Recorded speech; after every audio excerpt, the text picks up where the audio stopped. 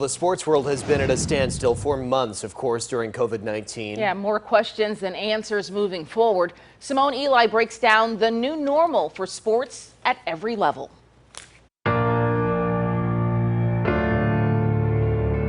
Some very sobering news. The NBA has decided to suspend game play. Cancel the remainder of our men's basketball tournament. The NCAA tournament has been canceled for 2020. Incredibly disappointed to suspend the PGA Tour season for our players and our fans. The sports world is slowly awakening from its 2-month hiatus during the coronavirus pandemic. So what is the new normal when it comes to sports? Well, like everything else during these unprecedented times, it's an ever-changing circumstance that's different for every level of sport. The Cincinnati Bengals select Joe Burrow. The professional landscape is like nothing we could have imagined. The NFL draft was held virtually by way of more than 100 camera feeds. Denny Hamlin gets into it. Virtual racing has become all the rage, while sports fans endure a spring without baseball, basketball, and golf. This new normal in professional sports will be different. The PGA, NASCAR, and Major League Baseball have plans to return to competition without fans,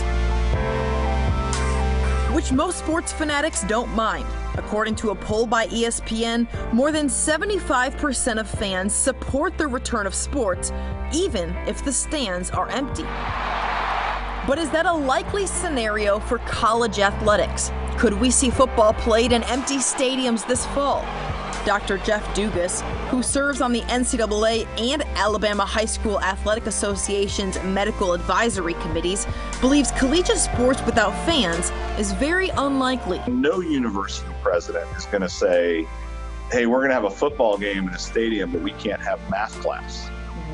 That's a bad optic for a university. Does that mean that you open like Bryant-Denny Stadium with 100,000 people and you say, okay, we're going to put 20,000 people in the stadium where we can socially distance by 4 feet? We don't know what that could look like at that level. The NCAA released these core principles for the resocialization of sport.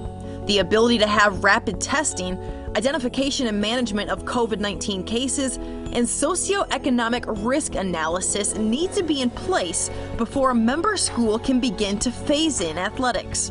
If a conference has some schools open and some not, you can't run a regular schedule. What does it mean if you've got that scenario? How do you adjust all of the rules to provide as much flexibility and recognize this is going to be a very unusual school year and we just have to make the best of it?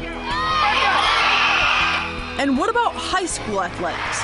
Do the decisions on professional and college sports play a role in what happens at the prep level?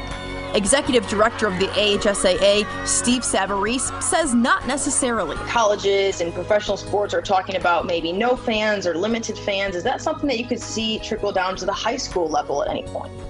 Well, again, that crystal ball none of us have, and that's why we stay current. But we know we will do what's best for Alabama, and our Department of Public Health folks will let us know what's best. We don't have the same challenges professional teams and collegiate teams has as they play, different states. I know the date June 8th has been discussed for reopening school campuses. I think that there will be a way to work out small groups, whether it's 10 at a time, virtual workouts, teleconditioning, new word. So there's a lot of things that are being bounced around. So what exactly is the new normal for the sports world? Well, that remains undefined. Right now, the only normal is adaptation to constant change. For CBS 42 Sports, I'm Simone Eli. Let's go back to you in the studio. The only constant is change. Simone, thank you. You can watch all of our special reports on a lot of different aspects of this crisis right now and how it's going to move forward and become the new normal. Just go to CBS42.com and click on the banner right there at the top of the homepage.